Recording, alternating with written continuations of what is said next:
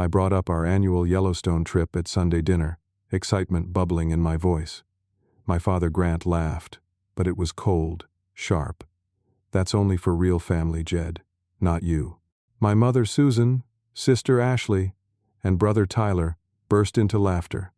The fork in my hand trembled. This wasn't a joke. Dad's eyes were serious. As he explained, he was tired of pretending I belonged, after years of supporting my failed dreams. The dining room fell silent. My family had been planning this exclusion for weeks, and I was just finding out. I pushed back from the table, my legs unsteady as I stood. The scraping of my chair against the hardwood floor was the only sound in the room. Nobody said a word as I walked toward the hallway, their eyes burning into my back. My mind couldn't process what had just happened. This had to be some kind of cruel prank. But the silence that followed me out of the room told me everything I needed to know.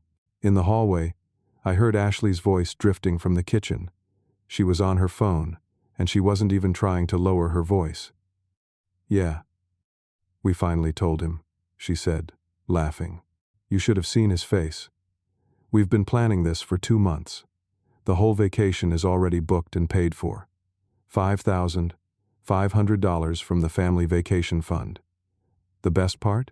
He's been contributing to it every month for 3 years." I leaned against the wall, my chest tightening.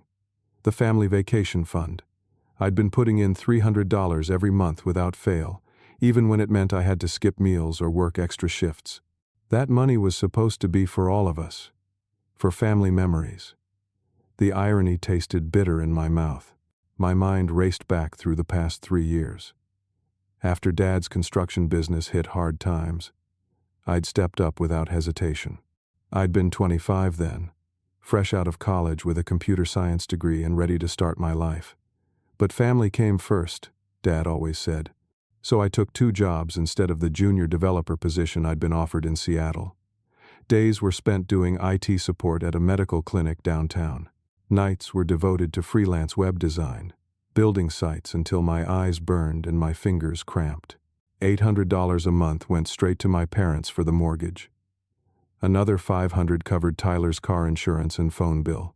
$300 for Ashley's student loans when she claimed she couldn't find work after dropping out of community college. And of course, $300 into the vacation fund. Every single month, for 3 years. Emma had tried to warn me. My girlfriend of 2 years had seen what I refused to acknowledge.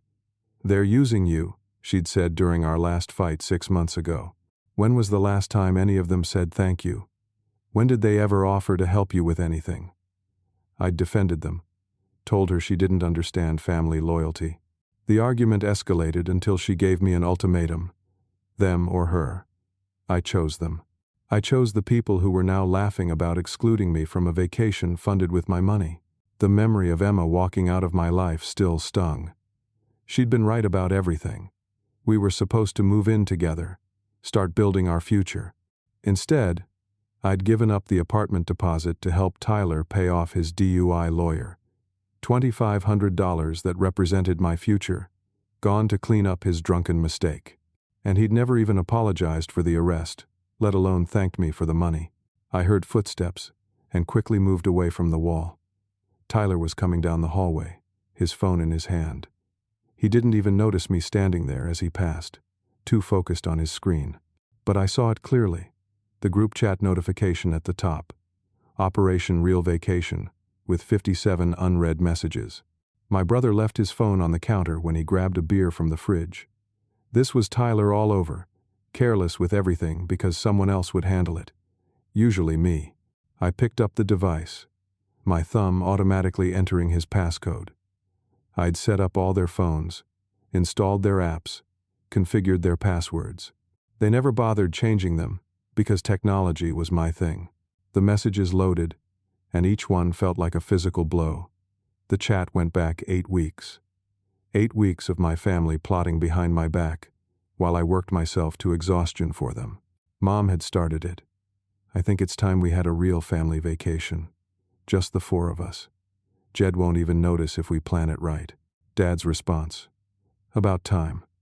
I'm tired of pretending we're grateful for his help. He chose to waste his potential. That's not our problem." Ashley: We can use the vacation fund. He'll never check the balance. Too trusting. Tyler. Let's make him work extra shifts that week.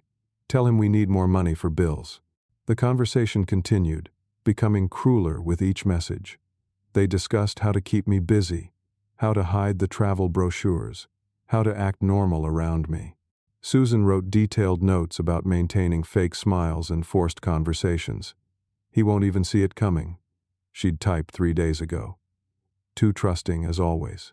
Grant had added his thoughts. About time we enjoyed ourselves without dead weight dragging us down. But it was Ashley's message from yesterday that hurt the most. Can't wait to post photos without having to crop him out for once. Do you know how embarrassing it is explaining why my brother looks so tired and pathetic in every picture? They'd shared links to restaurants, tourist attractions, spa packages. They'd discussed the helicopter tour over the Grand Tetons, the private guide for Yellowstone, the 5-star dining reservations.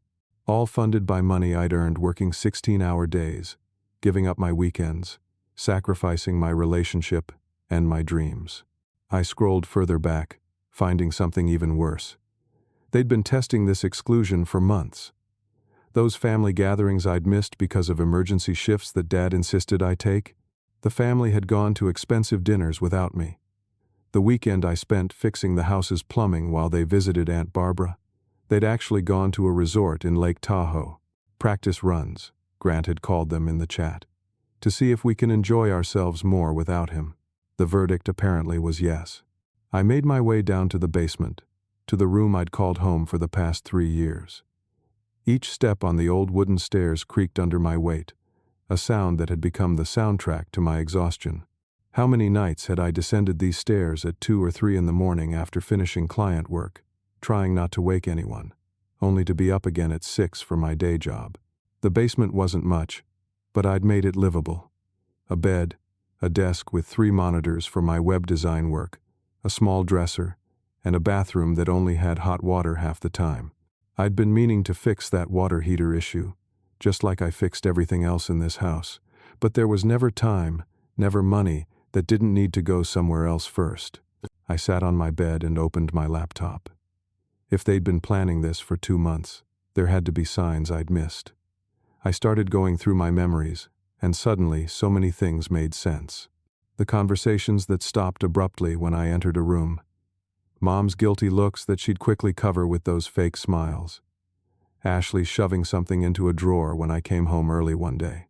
Tyler closing his laptop suddenly when I walked past. I'd attributed it all to normal family dynamics, maybe even thought they were planning something nice for my upcoming birthday. What a fool I'd been. They weren't planning a surprise party. They were planning my exclusion.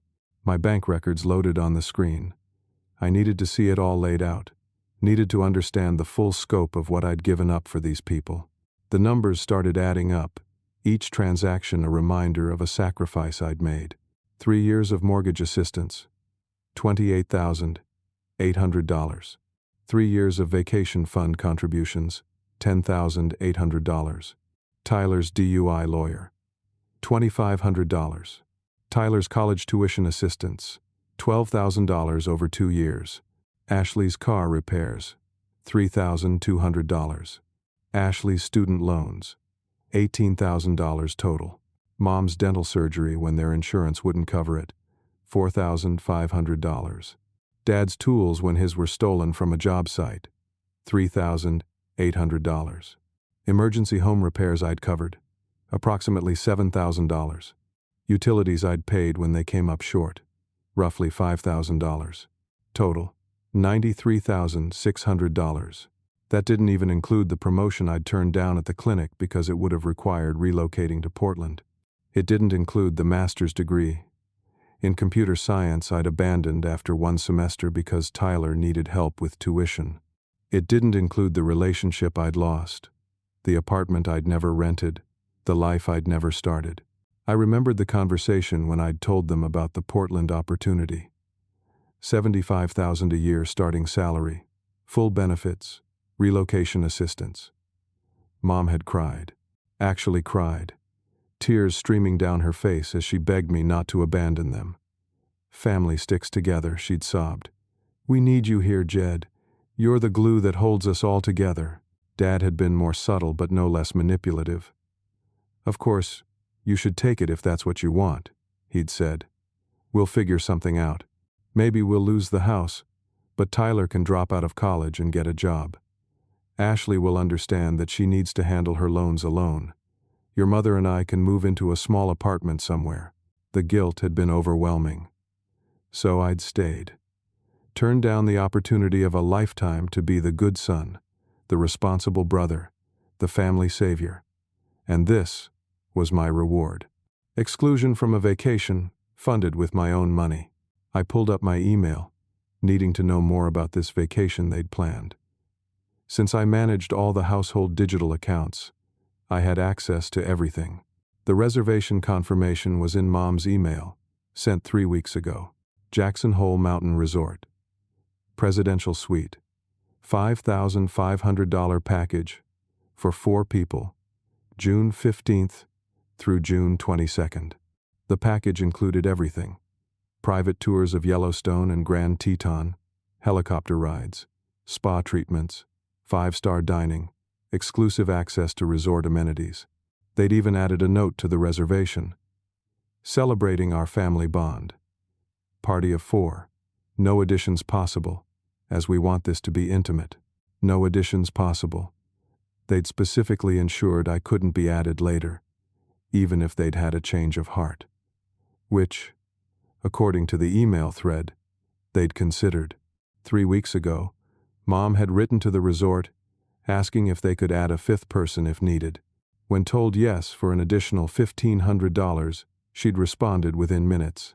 Never mind, 4 is perfect as is. She'd considered including me and decided against it. That almost hurt more than the original exclusion. It meant this wasn't a spur-of-the-moment decision or a joke that went too far. This was calculated, deliberate, cruel, but the real gut punch came when I saw how they'd gotten such an exclusive package. They'd used my credit card rewards points. 40,000 points accumulated from 3 years of purchases. All the business expenses I'd run through my card for the tax benefits. All the family purchases I'd made. Those points had gotten them a 30% discount on the package. I switched to Ashley's Instagram, knowing her password like I knew all their passwords. Her drafts folder was full of pre-written posts about the vacation. Living my best life with the best family. Under a photo from last year's local trip, but with me cropped out. Some bonds can't be broken with another edited photo. Family is everything under a picture where my arm was visible at the edge, but the rest of me had been removed. She'd scheduled these posts to go live during the vacation, complete with fake location tags and hashtags like blessed, family first, and unbreakable. The deception was comprehensive. They weren't just excluding me, they were erasing me from the family narrative entirely. Tyler's browser history showed he'd been researching restaurants in Jackson Hole, making lists of the most expensive ones. He'd bookmarked an article titled, How to Get Free Upgrades at Luxury Resorts, and another called Making Poor Service Staff Serve You Better. This was my brother, who couldn't be bothered to tip delivery drivers, planning to torment service workers with my money. I sat in the darkness of my basement room for a long time, just processing everything. The initial hurt was morphing into something else, something harder and more focused. Anger, yes, but also clarity. For the first time in 3 years, I was seeing my family for who they really were. The irony wasn't lost on me.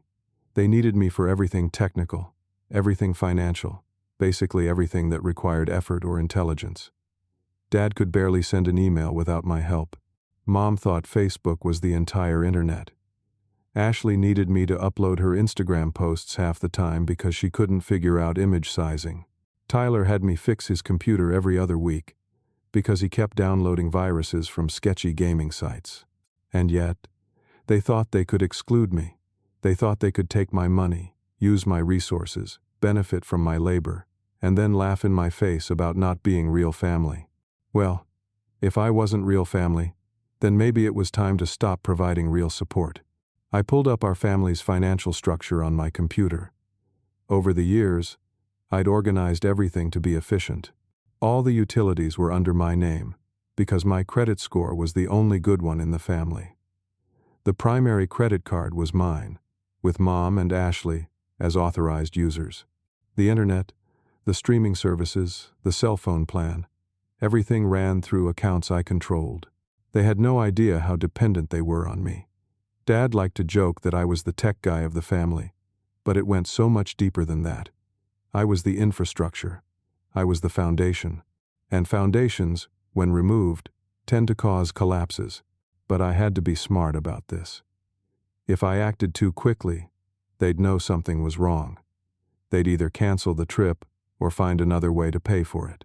No, I needed them to get there, to be fully committed, to be far from home, when they realized exactly what they'd done.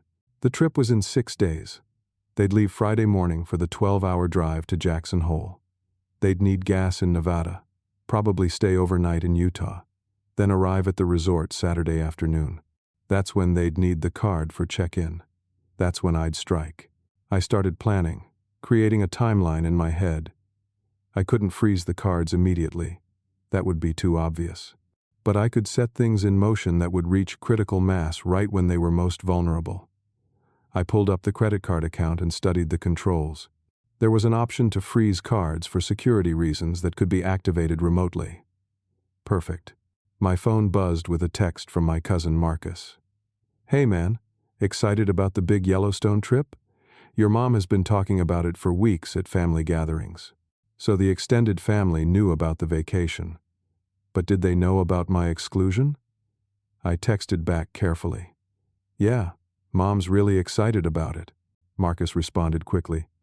"Weird that you haven't been at the last few family dinners. Grandma Rose keeps asking where you are. Your parents always say you're working." There it was. They'd been systematically excluding me from family gatherings for months, using work as an excuse, testing the waters to see if anyone would question my absence, building a narrative that I was too busy, too focused on work to be part of the family. They were laying groundwork for my permanent exclusion. I screenshotted everything from Tyler's phone, the entire Operation Real Vacation chat. Every cruel message, every calculated plan, every moment of mockery. I saved it all to multiple clouds, emailed copies to myself, made sure I had irrefutable evidence of their deception. Then I did something I should have done years ago. I booked myself a vacation. Costa Rica had always been a dream of mine. Zip-lining through rainforests, surfing pristine beaches, hiking to hidden waterfalls. I found a beautiful resort in Tamarindo, right on the beach. 7 nights, all inclusive, for $3,200. Less than what I'd contributed to their Yellowstone trip in just 1 year. I used my personal savings, money I'd hidden away bit by bit, telling myself it was for emergencies. Well, this qualified as an emergency of the soul. I booked flights leaving Saturday morning, right when my family would be checking into their resort. Next, I pulled up all our household accounts. The internet service, the utilities, the streaming services, everything. I scheduled modifications to take effect Friday morning. Not cancellations, not yet. Just suspensions and password changes. Enough to be inconvenient, but not immediately catastrophic. For the credit card, I had a better idea. I'd wait until they were on the road, then freeze it in stages. First the authorized user cards, then the gas card, and finally the main card right before check-in. They'd have no idea what hit them until it was too late to turn back. I created a new bank account at a different bank, one they didn't even know existed in our town. I'd move my direct deposits there Thursday night. No more automatic transfers to cover their shortfalls. No more safety net. My phone rang. It was Emma. My heart skipped as I saw her name.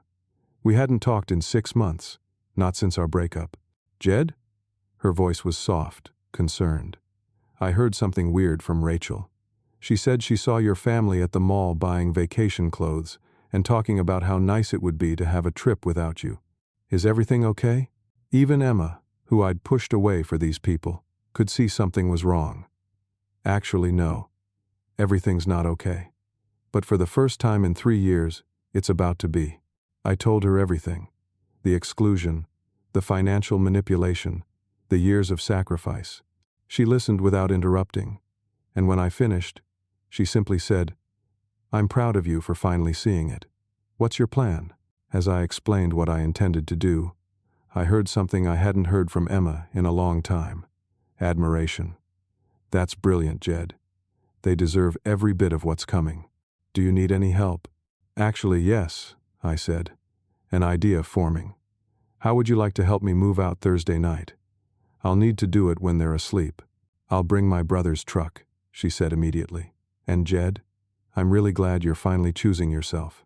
The next 6 days passed in a strange bubble of artificial normalcy. I went to work, came home, contributed to dinner conversations, and even sat through a family movie night where they spent the entire time discussing things they'd do next week while exchanging knowing glances. They thought they were so clever, maintaining their charade while I remained oblivious. Wednesday night, Dad made a big production of talking about a project he needed help with next weekend. He went into great detail about rebuilding the deck, knowing full well he'd be in Wyoming. Mom chimed in about planning a big grocery shop for next week's meals. The performance was elaborate, and they could barely contain their smirks. Ashley was the worst. She kept making comments about how tired I looked, how I should take a break soon. Then she'd catch Tyler's eye, and they'd both fight back laughter. "Maybe you need a vacation," she said Thursday morning, and Tyler actually snorted coffee through his nose. Thursday was the hardest day. I worked my regular shift at the clinic, helped 3 customers with their computers, and acted completely normal. My coworkers noticed nothing different, though Derek mentioned I seemed lighter somehow. If only he knew. That evening was their pre-vacation celebration dinner. Mom cooked all their favorites: pot roast with mashed potatoes and green beans, apple pie for dessert. The same meal she used to make for my birthdays, before they stopped acknowledging them properly 2 years ago. They were giddy with excitement, practically vibrating with anticipation. Grant stood up after dinner, raising his beer. "To family," he said, looking at Susan, Ashley, and Tyler in turn. His eyes skipped over me entirely. "To the bonds that matter. To knowing who really belongs." They all raised their glasses while I sat there with my hands in my lap. The exclusion wasn't even subtle anymore. They wanted me to know, wanted me to feel it, wanted me to understand my place. Or rather, my lack of place. "I should get to bed," I said, standing. "Early shift tomorrow." "Always working," Mom said with fake sympathy. "Such dedication. Make sure you don't burn yourself out while we're visiting Aunt Barbara this weekend." The lie rolled off her tongue so easily. Aunt Barbara lived 2 hours away, not 12. But I just nodded and said, "Have a great time. Give her my best." I went downstairs and waited. By 11 p.m., the house was quiet. I could hear Dad snoring from the master bedroom, Tyler's game music faintly through his door. I texted Emma. "They're asleep. Come around back." She arrived with her brother David and his pickup truck. We worked in complete silence. Years of practice moving through my parents' house without waking anyone paying off now. I didn't take much, just my clothes, my computer setup, my important documents, and a few personal items. Everything I owned fit in the truck bed with room to spare. 3 years of my life reduced to a few boxes and bags. As we loaded the last box, Emma grabbed my hand. "You're doing the right thing," she whispered. "I know," I said, looking back at the house one last time. I just wish it hadn't taken me so long to see it. I left my house key on my empty desk in the basement, along with a printed copy of their Operation Real Vacation chat. Let them find that when they came looking for me. Friday morning arrived gray and drizzly. Perfect pathetic fallacy for what was about to unfold. I'd taken the day off from both jobs, telling them I had a family emergency. Not a lie, really. This was a family emergency of the highest order. I sat in the coffee shop across from my parents' house at 5 a.m., laptop open, ready to watch the show. Their flight to Costa Rica wasn't until tomorrow morning, but I wanted to see them leave, wanted to watch them drive away celebrating their clever deception. At 7:30 they started loading the SUV, the luxury model they'd rented using my credit card points, upgraded from the standard vehicle for comfort on the long drive. I watched Tyler throw in a cooler I recognized, the expensive one I'd bought for our fishing trips that had stopped happening once they realized I wouldn't just do all the work while they drank beer. Ashley came out with 3 suitcases, designer knockoffs she'd bought with money she borrowed from me for textbooks that semester she dropped out. Mom followed with a tote bag full of snacks, the good kind we never bought because they were too expensive when I was eating them. Dad supervised, directing the packing with the authority of someone who hadn't lifted a finger to prepare for the trip. He was wearing the new jacket I'd noticed in his closet earlier this week, price tag carefully hidden but visible to someone who knew where to look. $400 from the sporting goods store, charged to the family credit card. At 8 a.m. sharp, they were ready. I watched them gather in the driveway for a group selfie, arms around each other, huge smiles plastered on their faces. Mom posted it immediately to Facebook. Road trip with my loves. Making memories with the ones who matter most. 37 likes within 5 minutes. Relatives and friends commenting about how wonderful family bonds were, how lucky they were to have each other. If only they knew. They pulled away at 8:15, honking the horn in celebration as they drove down our quiet street. I gave them 30 minutes to get on the highway, then initiated Phase 1. I froze Ashley's authorized user card first. She rarely used it anyway, preferring to make me pay for things and pay her back. She wouldn't notice until she tried to buy something frivolous at a rest stop. I tracked their progress through Ashley's Instagram stories. By 10 a.m., they'd stopped for breakfast at a diner in Nevada. Ashley posted a video of Tyler stealing bacon from Mom's plate while Dad laughed. "Already the best trip ever," she captioned it. At noon, Mom posted from a scenic overlook. "God's country with God's greatest blessings," she wrote under a photo of the 3 of them with mountains in the background. The comments poured in about what a beautiful family they were. Nobody asked where I was.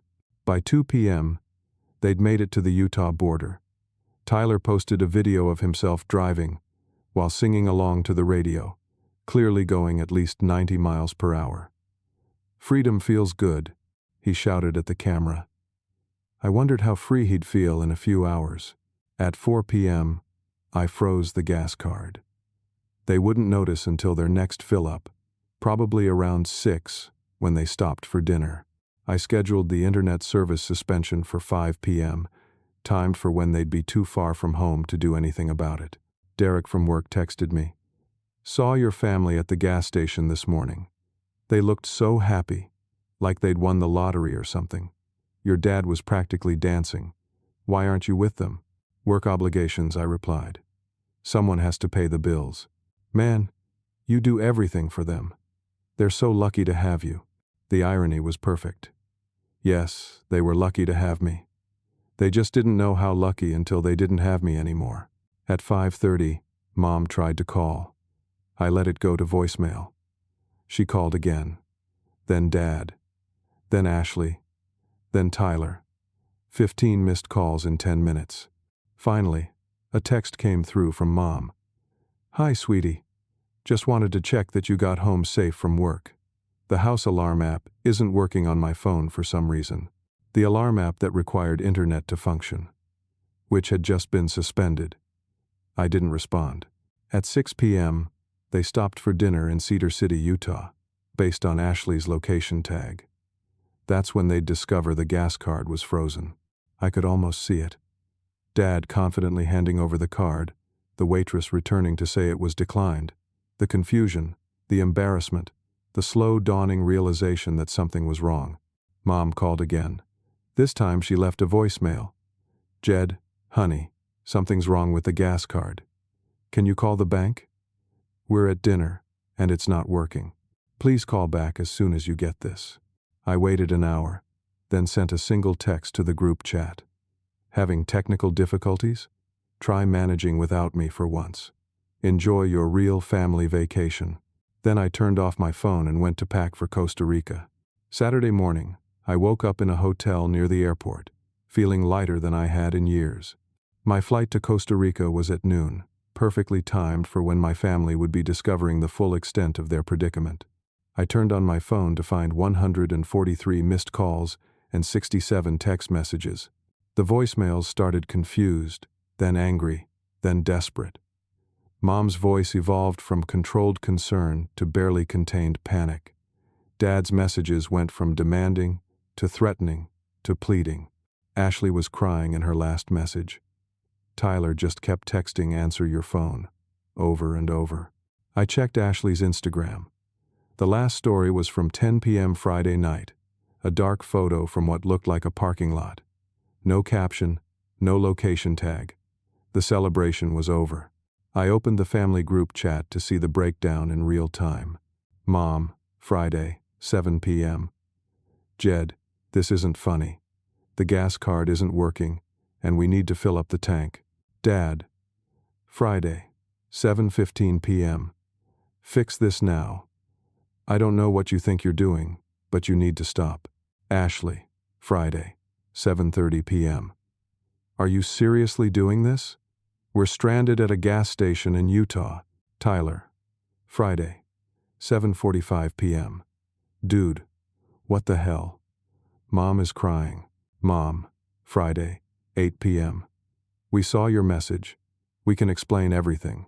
It was just a joke that got out of hand. Dad, Friday, 8:30 p.m. You're really going to abandon your family after everything we've done for you? The irony of that last message was spectacular. After everything they'd done for me? I scrolled back through 3 years of bank statements on my phone, looking at everything I'd done for them. More messages flooded in through the night. They'd managed to scrape together enough cash between them to get gas and make it to Jackson Hole. $200 between 4 adults. They'd skipped dinner, driven through the night, and arrived at the resort at 2 a.m. according to Tyler's timestamp. Then came the Saturday afternoon messages, sent while I was boarding my plane. Mom, Saturday, 2 p.m. The resort won't let us check in. The credit card is declined. They want $5,500. Please, Jed, we're exhausted, and the manager is threatening to call security. Ashley, Saturday, 2:15 p.m. Everyone is staring at us. This is so humiliating. How could you do this to your family? Dad, Saturday, 2:30 p.m. I'll pay you back every penny. Just unfreeze the card. We're making a scene, and it's embarrassing. Tyler, Saturday, 2:45 p.m. The manager is literally calling the police. We're going to get arrested. Are you happy now? Then came the photo from Ashley, a desperate attempt at manipulation. It showed Mom sitting on her suitcase in the resort lobby, head in her hands, looking defeated. The caption read, "This is what you've done to your mother." What I'd done? I'd given that woman nearly $30,000 over 3 years. I'd sacrificed my education, my relationship, my future for her, and she'd repaid me by planning a vacation specifically designed to exclude me, funded with my money. I typed one response. Having trouble paying without me? Maybe you should have thought about that before planning Operation Real Vacation. Yes, I saw everything. Every message. Every cruel word. Every moment of planning my exclusion. The screenshots have already been shared with the entire extended family. Enjoy explaining that to Grandma Rose. Then I attached the most damning screenshots from their group chat and hit send. My phone exploded with incoming calls, but I was already boarding. Sorry, I told the flight attendant with a genuine smile. I need to turn this off now. Family emergency, but it's handled. As the plane lifted off, I imagined the scene at the resort. The exclusive Jackson Hole Mountain Resort didn't tolerate disturbances. They'd have been escorted out by now, probably banned from returning. 4 adults with $200 between them, 12 hours from home, no gas card, no credit card, no backup plan. When I landed in Costa Rica 6 hours later and connected to Wi-Fi, the family drama had reached nuclear levels. Cousin Marcus had texted, "Your mom called begging for money." I told her I saw the screenshots. She hung up on me. Grandma Rose left a voicemail. "Jed, honey, I'm appalled. Simply appalled. I've told your father exactly what I think of his behavior. Don't you worry about them. You enjoy your vacation. You've earned it 10 times over. Uncle Samuel texted. Offered to wire money, but only if they apologize publicly. They refused. Pride goeth before the fall. But the best message was from Emma. Saw your mom's Facebook meltdown before she deleted it. She actually tried to claim you stole their vacation money. Nobody believed her after Marcus posted your screenshots in the comments. The whole town knows what they did now. I checked Facebook. The original Happy Family road trip post was gone, but the damage was done. Comments on other relatives' pages told the story. The family that had worked so hard to exclude me had managed to exclude themselves from everyone's good graces. Saturday night messages showed their deteriorating situation. Tyler, Saturday, 8 p.m. We're sleeping in the SUV in a Walmart parking lot. It's 38 degrees. We have no food. Ashley, Saturday, 9 p.m. I can't feel my toes. The rental company is charging us extra days because we can't return it on time without gas money. Mom, Saturday, 10 p.m. Please, Jed, I'm begging you. We're freezing and hungry. This has gone too far. Dad, Saturday, 11 p.m. You win. You've made your point. We're sorry. Now please help us get home.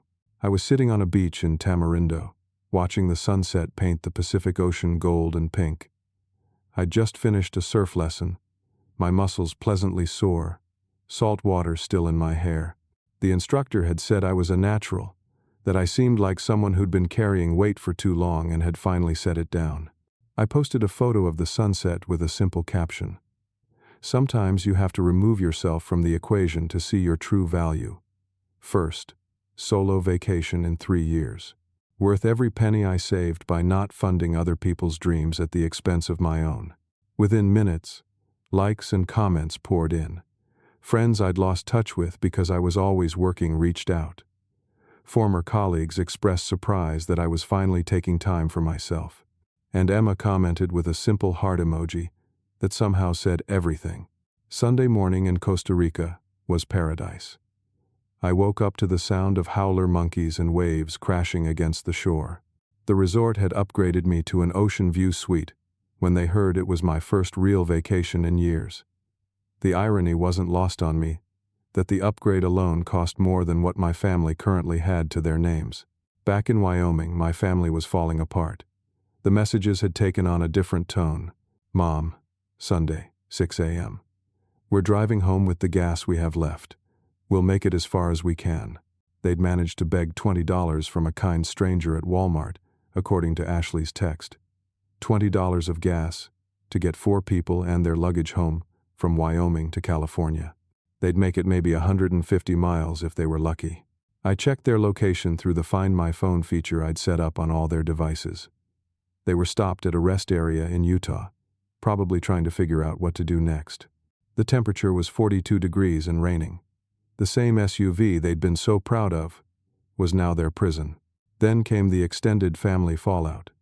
Grandma Rose had called a family meeting via Zoom, and the recordings were being forwarded to me by Marcus. She didn't hold back. I'm disgusted, she said, her voice shaking with rage. That boy has given you everything, and you plotted behind his back like thieves, like criminals. You're worse than thieves because you stole from someone who loved you. Grant tried to defend himself.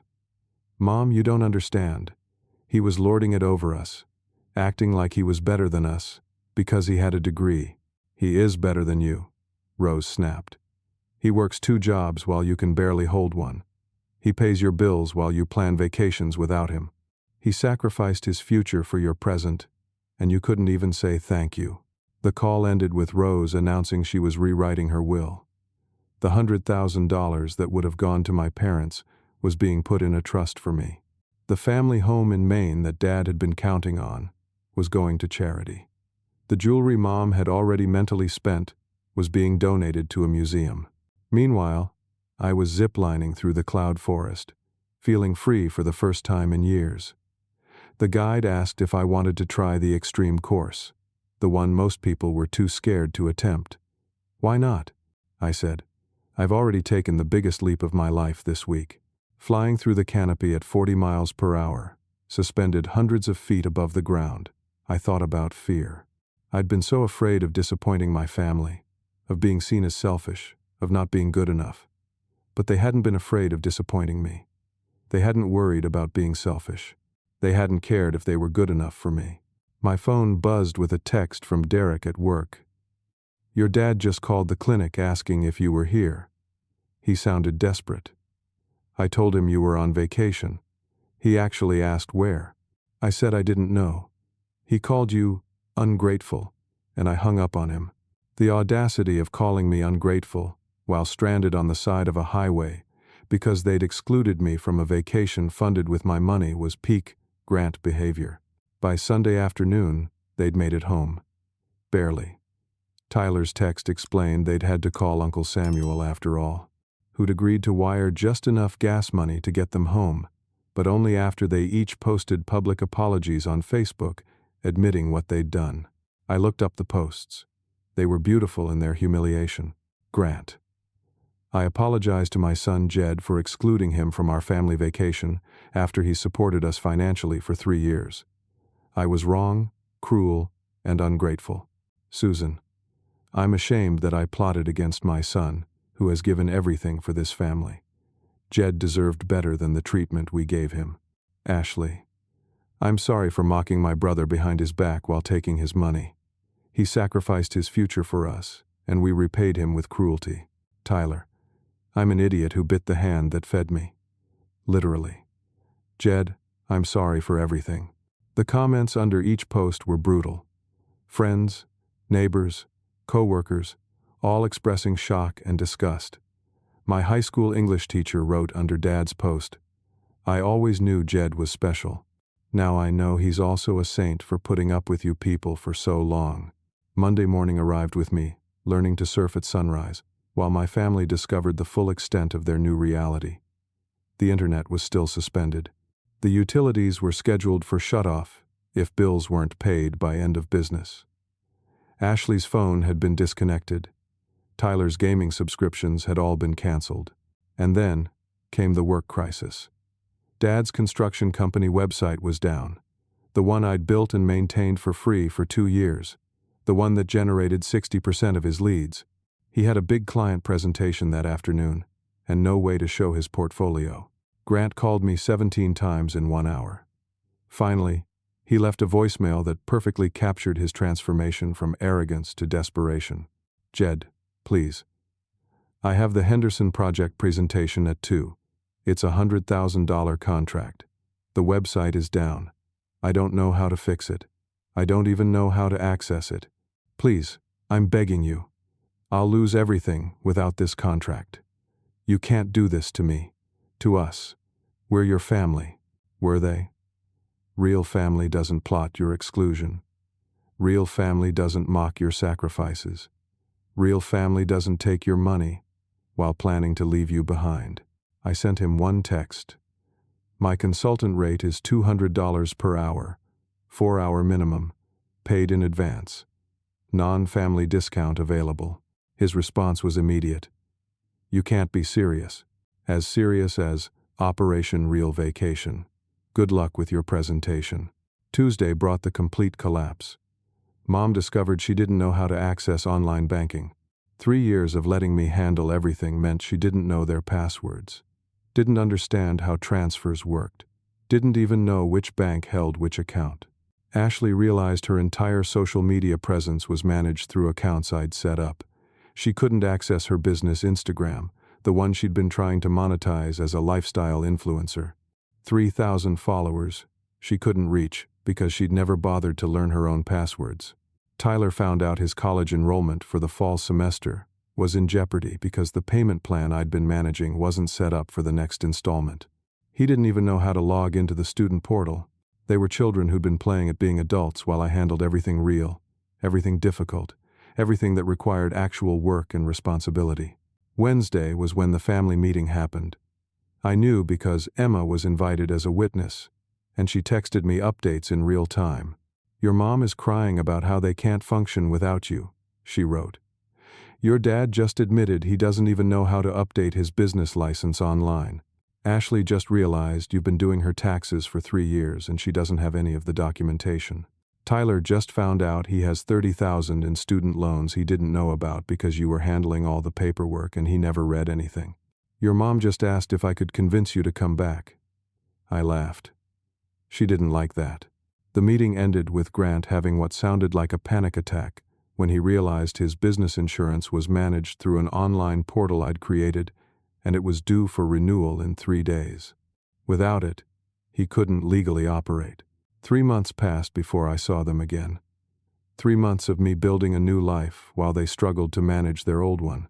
I'd returned from Costa Rica, refreshed and focused, moving into a beautiful apartment downtown, 15 minutes from work, but worlds away from the basement I'd called home. The promotion I'd turned down years ago? A similar position opened up, and this time I took it. $78,000 a year, full benefits, work from home Fridays. My boss, who knew about my family situation through office gossip, made a point of telling me they valued employees who knew their worth. Emma and I started over, slowly, but genuinely. Coffee dates became dinners. Dinners became weekend trips. Without the constant drain of my family's demands, I had energy for an actual relationship. We took cooking classes together, something I'd always wanted to do but never had time for. We went to concerts, tried new restaurants, lived the life I'd put on hold for 3 years. Graduate school accepted me back with a partial scholarship. Turns out professors remembered the promising student who'd vanished after 1 semester. Family obligations, I'd told them then. Family recalibration, I told them now. They understood. My family, meanwhile, learned what life was like without their safety net. Grant lost 2 major contracts because his website stayed down for a month before he could afford to hire someone to fix it. That someone charged him $3,000 for what I used to do for free. Ashley's influencer dreams crumbled when she couldn't consistently post. She had to get a real job, retail at the mall, 30 hours a week at minimum wage. The same mall where she used to spend my money on clothes she didn't need. Tyler had to take out additional loans for school, the kind with harsh interest rates because his credit was ruined from missed payments I used to cover. He also had to get a job, night shifts at a warehouse, to cover his living expenses. Susan went back to work for the first time in 10 years, as a receptionist at a dental office. The same kind of job she'd mocked me for having when I first started at the clinic. "It's just temporary," I'd said then. "It's so beneath you," she'd responded. It was Susan who reached out first. Really reached out. Not just demanded or manipulated. She showed up at my apartment on a Thursday evening with a photo album and red eyes from crying. "Can we talk?" she asked. "Really talk? Not me trying to guilt you or manipulate you. Just talk?" I let her in. She looked older, tired in a way that wasn't just physical. She sat on my couch, the nice one I'd bought with my first raised paycheck, and opened the album. "This was you at 6, she said, pointing to a photo of me grinning with a missing front tooth. "You were so proud when you learned to ride your bike. You said you wanted to teach Ashley when she was big enough." She flipped through pages, narrating memories I'd forgotten. Birthday parties where I helped with everything. Christmas mornings where I was more excited about giving presents than receiving them. School plays where I cheered the loudest for my siblings. "You were always the good one," she said quietly. "The helpful one. The one who never complained. And somewhere along the way, we stopped seeing you as a person and started seeing you as a resource." She started crying then, really crying. Not the manipulative tears I'd seen before, but genuine, ugly crying that came from somewhere deep. "I was jealous," she admitted. "You reminded me of my brother James. Successful, smart, always doing the right thing. He made me feel small without meaning to, just by being better at life than me. When you started succeeding, started being the responsible one, I felt that same smallness. But instead of dealing with my issues, I made them your problem." She pulled out an envelope, thick with papers. "Grant and I have been in therapy," she said, "separately and together. The therapist made us do an exercise where we listed everything you'd done for us versus what we'd done for you. Our list was 20 pages. The other side was half a page, and most of it was from when you were a child. The papers were their lists, handwritten admissions of every sacrifice I'd made, every dollar I'd given, every opportunity I'd passed up. At the bottom, they'd calculated the monetary value, $93,600. Exactly what I'd calculated that night in the basement. "We're going to pay you back," she said. "It'll take years, but we've set up a payment plan, $200 a month from each of us, even Tyler and Ashley. The therapist says, it's important for us to feel the weight of what we took from you." I looked at the payment schedule, professionally done through a legal document. $800 a month for 10 years, with interest. They'd actually consulted a lawyer to make it binding. "I don't want your money," I started, but she interrupted. "We know. That's why we have to give it.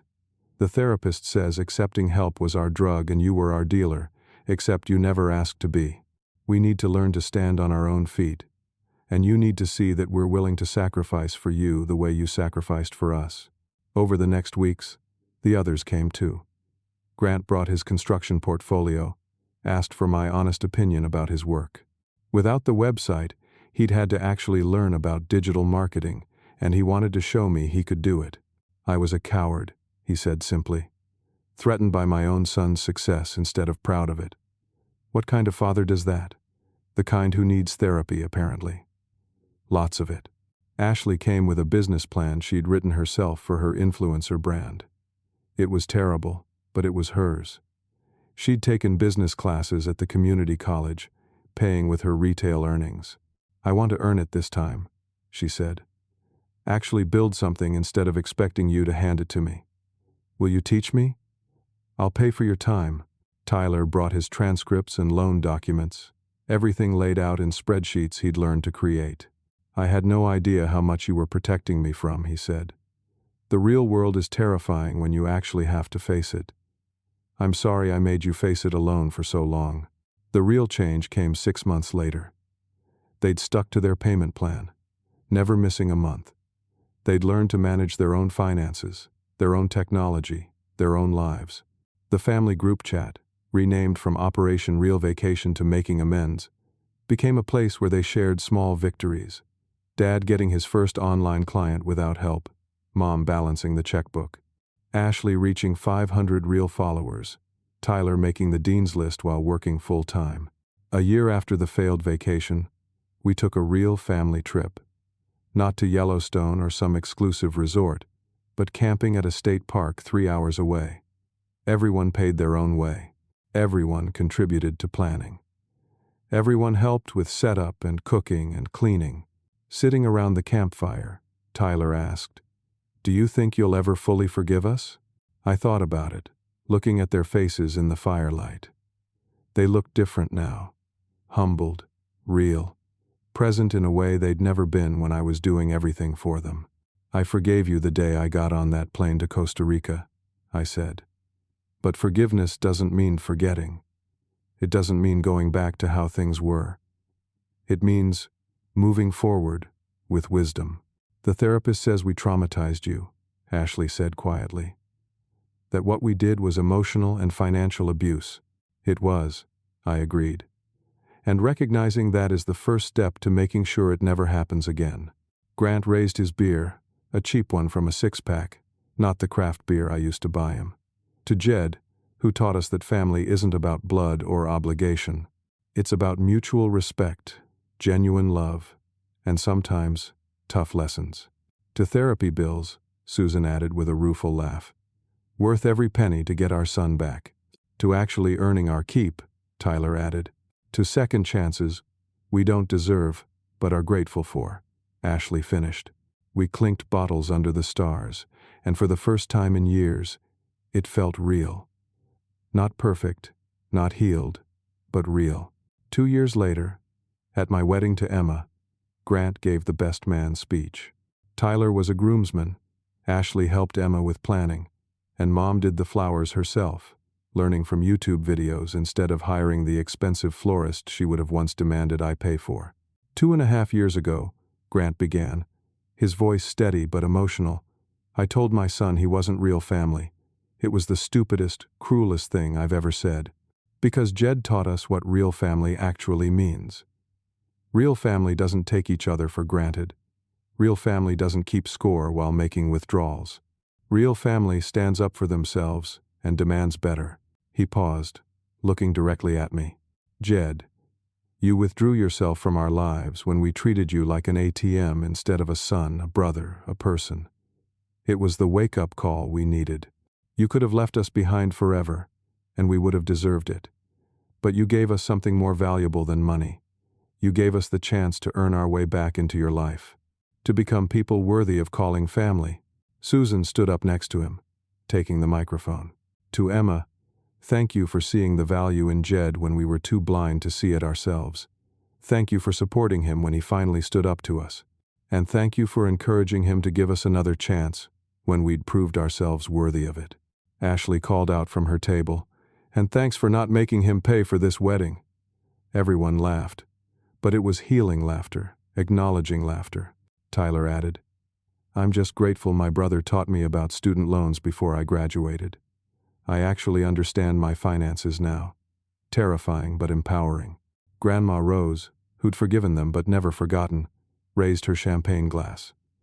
To families that learn, grow, and sometimes need to be completely rebuilt from the foundation up. And to Jed, who had the strength to tear down what was broken and the grace to help rebuild something better. The wedding gift from my family was a photo album Susan had compiled. Pictures from the past 2 years of them learning, struggling, succeeding on their own. Dad's first solo client meeting. Ashley's community college graduation with her business certificate. Tyler's report card with straight A's earned while working nights. Mom's Employee of the Month certificate from the dental office. The last page had a single photo from our camping trip. All of us around the fire, and a message in Grant's handwriting.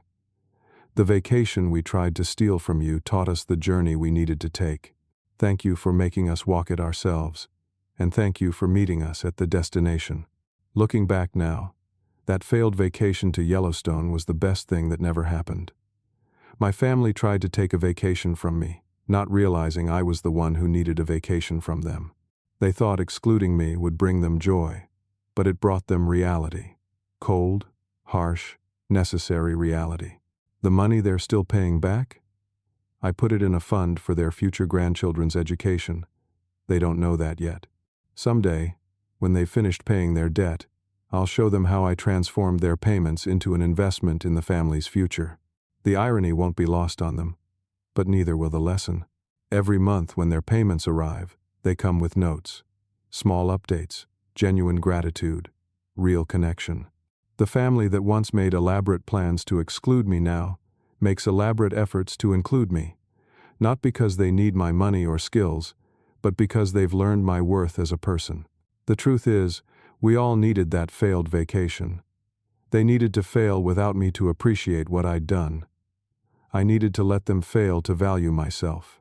And we all needed to rebuild from the ashes of Operation Real Vacation to create something real.